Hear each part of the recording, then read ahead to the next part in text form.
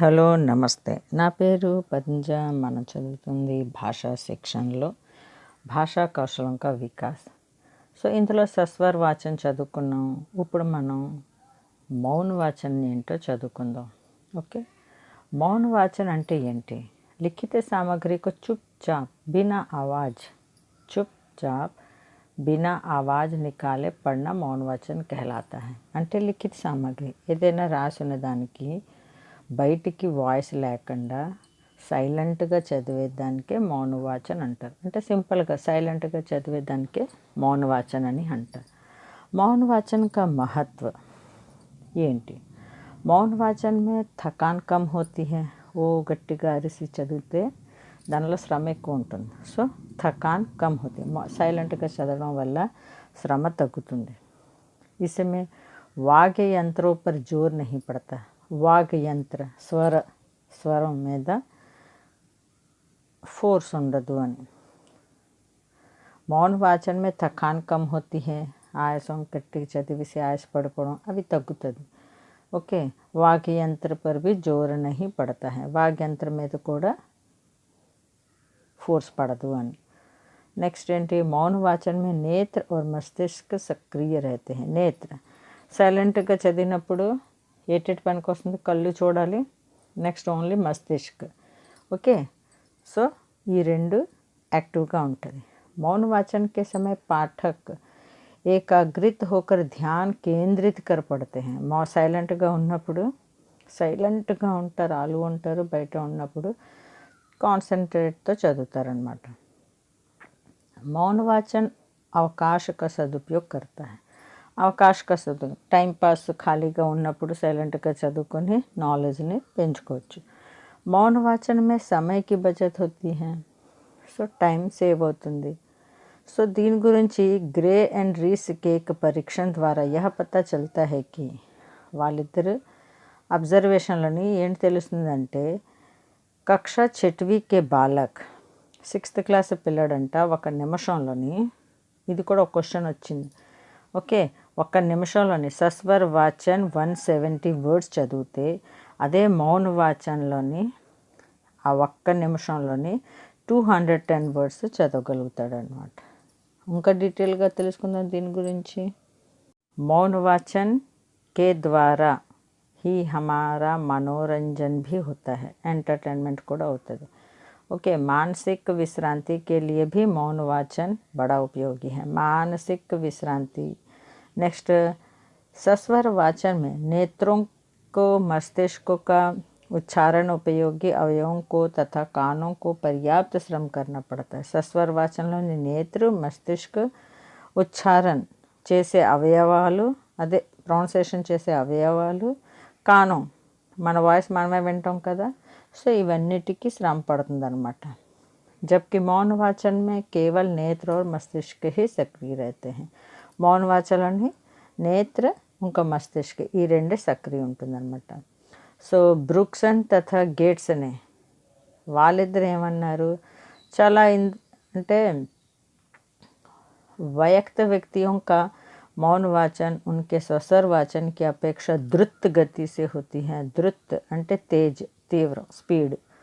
सो इसके अतिरिक्त मौन रूप में पड़ा हुआ अंश अधिक समय तक रहता है. వాళ్ళేటి నిరీక్షణ చేశారు అంటే వయసులో ఉన్న పిల్లలు మౌన వాచన చేసినప్పుడు సస్వర వాచన కన్నా మౌన వాచన చాలా స్పీడ్గా చదువుతారట, ఎక్కువసేపు గుర్తుంటుందంట. ఓకే, और గిల్లీ ల్యాండ్ వాళ్ళు ఏం చేశారు? महाविद्यालय, ओके, माध्यमिक शिक्षालय, प्रारंभिक पाठशाला के छात्रों पर कई प्रयोग किए हैं. వాళ్ళు చాలా పరీక్షణ చేశారు. ఏం తెలుసుకున్నారు? సస్వర్ వాచన్ और मौन वाचन संबंधी उपलब्धियों की तुलना की गई. రెండు కంపేర్ చేశారట. సో అప్పుడు ఏంటైంది? కంపేర్ చేస్తూ పరీక్షణ చేశారనమాట. సో బ్రెయిన్ ఏమన్నారు? ఇక్కడ ఒక క్వశ్చన్ అడుగుతారు, ब्रेन की पुस्तक का नाम क्या है? సో ఏంటది? Silent reading. ब्रेन की रचनाकार बुक कौन सी है? Silent reading. లేదా ఇలా కూడా అడగొచ్చు, साइलेंट रीडिंग किताब के रचनाकार कौन है? ब्रेन. ఇదొక పాయింట్ కంపల్సరీగా అడుగుతూ ఉంటాడు చిన్న చిన్న. సో మౌన వాచन में ही अधिक అల్ప వ్యయత है అంటే తక్కువ శ్రమ అన్నమాట. మౌన వాచन और శారీరక క్రియ ఆల్రెడీ మీరు చదువుకున్నాం. మౌన వాచనలోని క్రియ ఏంటి? నేత్ర और मस्तिष्क का ही प्रयोग होता है. शारीरिक क्रिया में नेत्रों की गति का विशेष महत्व होता है की प्रगति, ओके, नेत्रों की प्रत्यागति, शब्दों का समूहीकरण और आँखों की गति में शब्दों की संख्या. సో ఇవన్నీ ఓన్లీ నేత్రం మీద क्रिया होతుందన్నమాట. अभ्यास के द्वारा नेत्रों की गति में वृद्धि की जा सकती है ताकि ये एक कूद या उछाल में अधिक से अधिक शब्द समूह को देख सकें.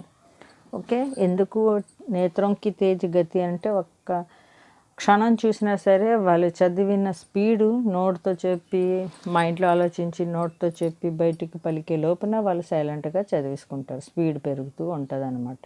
వాచన్ ఆర్ శారీరక క్రియలోని ఫస్ట్ మనం నేర్చుకున్నాం నేత్ర గురించి.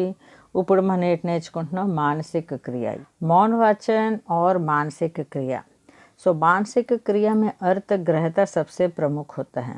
मतलब अर्थ को मानसिक माइंड में जाता है ना, तो మైండ్లోకి వెళ్తుంది కదా. సో మీనింగ్ మెయిన్ అనమాట. अर्थ ग्रहता सबसे प्रमुख है. దీంట్లోని 2 టైప్స్ 2 పాయింట్స్ బాగా కాన్సన్ట్రేట్ చేయాలి. ఏంటి అంటే ये मानसिक क्रिया द्वारा अर्थ ग्रहता में त्वरिता लाई जाती है. त्वरिता అంటే अर्थ ग्रहता में त्वरिता लाई जाती है. సో మీనింగ్ వేరంగా అర్థం అవ్వాలి.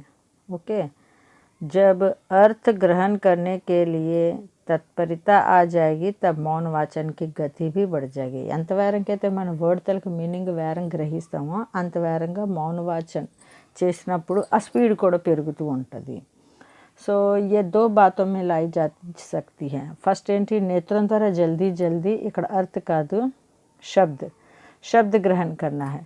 సో కళ్ళుతో చదివినప్పుడు వర్డ్స్ స్పీడ్గా చదవాలి. నెక్స్ట్ ఏంటి? మస్తిష్క ద్వారా జల్దీ జల్దీ अर्थ ग्रहण करना. నేత్ర ద్వారా పడనా और మస్తిష్క ద్వారా अर्थ ग्रहण करना. నేత్రాల ద్వారా వర్డ్స్ని గబగబగా ఐడెంటిఫై చేసి చదవడం, మస్తిష్క ద్వారా అదే వర్డ్స్ తలక మీనింగ్ అర్థం చేసుకోవడం. ఈ 2 పాయింట్స్ మెయిన్ అనమాట. సో మౌन वाचन की विशेषताएं और उद्देश्य ఎందుకు? సో तेजी से पढ़ना, స్పీడ్గా చదవడం. ఓకే, ఒక చదివినప్పుడు ఒక రిథం లాగా ఉండాలి. పढ़ने में एक प्रभाव होना, जल्दी अर्थ ग्रहण करना, స్పీడ్గా అర్థాలు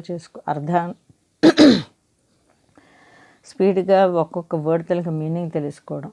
मौन वाचन जिन उद्देश्यों की पूर्ति के लिए किया जाता है, देనికి ज्ञान प्राप्ति की, मानसिक विश्रांति गुరించి, अवकाश के समय का सदुपयोग, उनका मनोरंजन. अवकाश के समय का सदुपयोग అంటే ఖాళీగా ఉన్నప్పుడు ఏదో ఒకటి చదివితే దానివల్ల ఏంటి వస్తుంది మనకి? జ్ఞాన ప్రాప్తి. Next entertainment.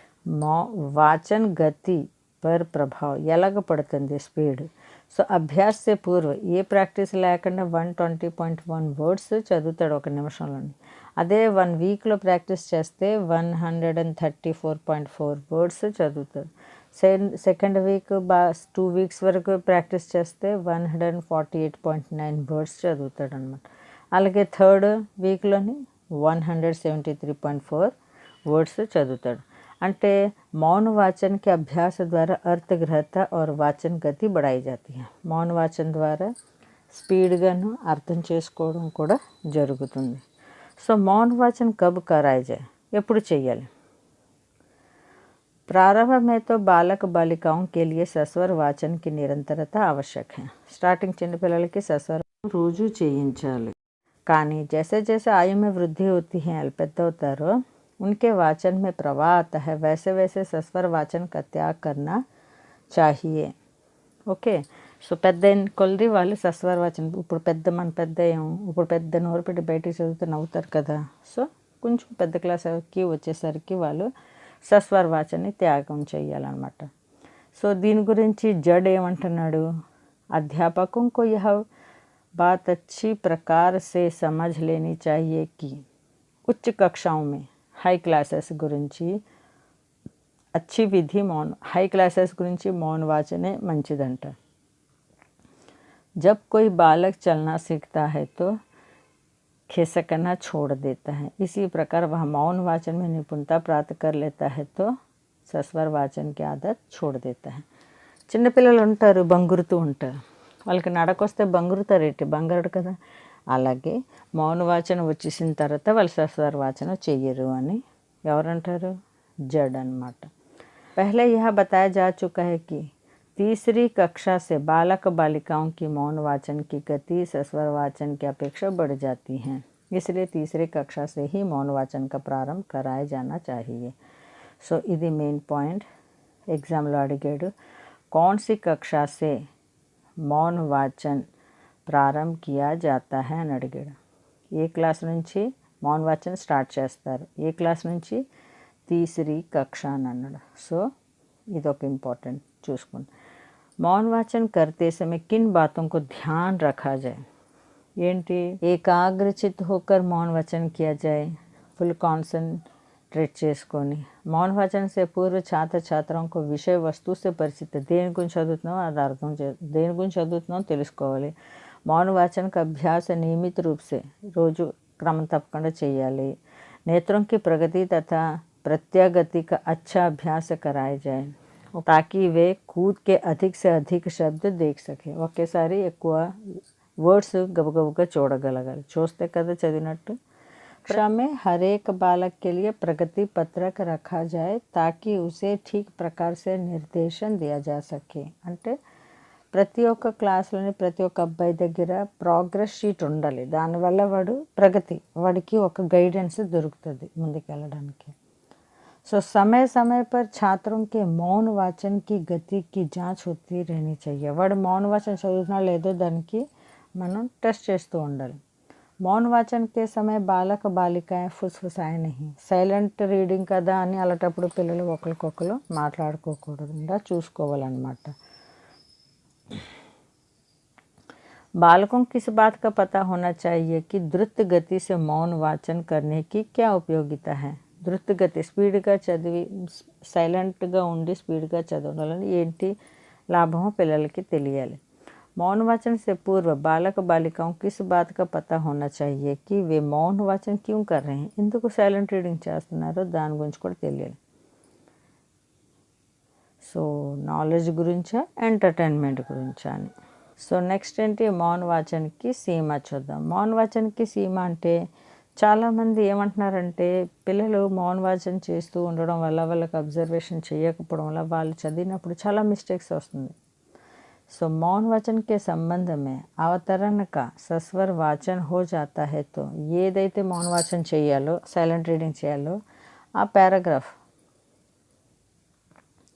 ఏదైతే సైలెంట్ రీడింగ్ చేయాలో ఆ పారాగ్రాఫ్ ఒకసారి సస్వర వాచన్ లౌడ్ రీడింగ్ చేయించేసి ఆ తర్వాత మౌన్ వాచన చేస్తే మంచిది, అప్పుడు ఏ మిస్టేక్స్ రాదు అని అనుకుంటున్నారన్నమాట. मौन वाचन का मूल्यांकन. సో ఎలాగా టెస్టింగ్. సో ఇందులోంచి చాలా క్వశ్చన్స్ అడిగాడు. స్మిత్ ने अपने ग्रंथ 100 ways of teaching silent reading 100 ways of teaching silent reading किसने लिखा है, ఎవరు రాశారు అంటే స్మిత్ ने. किसका ग्रंथ है? स्मिथ का.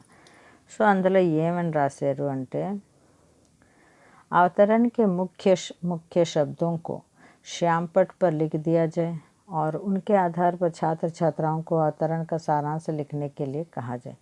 ఓకే, ఒక పారాగ్రాఫ్లోని హార్డ్ వర్డ్స్ అనుకుందాం, హార్డ్ వర్డ్స్ లేదా మెయిన్ వర్డ్స్ బోర్డు మీద రాయించేసి ఓకే ఆ వర్డ్స్ చూసుకొని ఒక పారాగ్రాఫ్ రాయమని చెప్పాలి. 3-4 సెంటెన్స్ కలిపితే ఒక పారాగ్రాఫ్ కదా, పారాగ్రాఫ్ రాయమని చెప్పాలి. నెక్స్ట్ ఏంటి, पठित अंश का सारांश लिखवा कर इस बात की जांच की जाए कि तथ्यों को ग्रहण करने में विद्यार्थी कहाँ तक सफल है. చదివించిన టాపిక్లో నుంచి ఒక పారాగ్రాఫ్ వాళ్ళతో రాయిస్తే మనకి తెలుస్తుంది వాళ్ళకి ఎంతవరకు వచ్చింది ఎంతవరకు రాలేదు అని టెస్ట్ చేసుకోవచ్చు. ఓకే, మూల్యాంకనం అంటే టెస్టింగ్ అంతే. నెక్స్ట్ పూర్తి పరీక్ష ఏంటి, పూర్తి పరీక్ష అంటే రిక్త స్థానంకి పూర్తీకరణ, ఫిల్ ఇన్ ద బ్లాంక్స్ అనమాట. डैश ने कामायनी लिखी, महर्षि दयानंद ने डैश की स्थापना की. ఓకే, పూర్తి పరీక్ష అంటే ఫిల్ ఇన్ ద బ్లాంక్స్. అలాగే నెక్స్ట్ సత్యాసత్య పరీక్ష. సత్యాసత్య అంటే right or wrong, okay, true or false. ఒక పరీక్ష ఏంటి, బహువికల్పి పరీక్ష అంటే మల్టిపుల్ చాయిస్ అన్నమాట. సో మౌన్ వాచన్కి టెస్టింగ్ మూల్యాంకనం ఎలా చేయాలి, ఈ 5 టైప్స్ అని తెలుసుకోండి. ఓకే,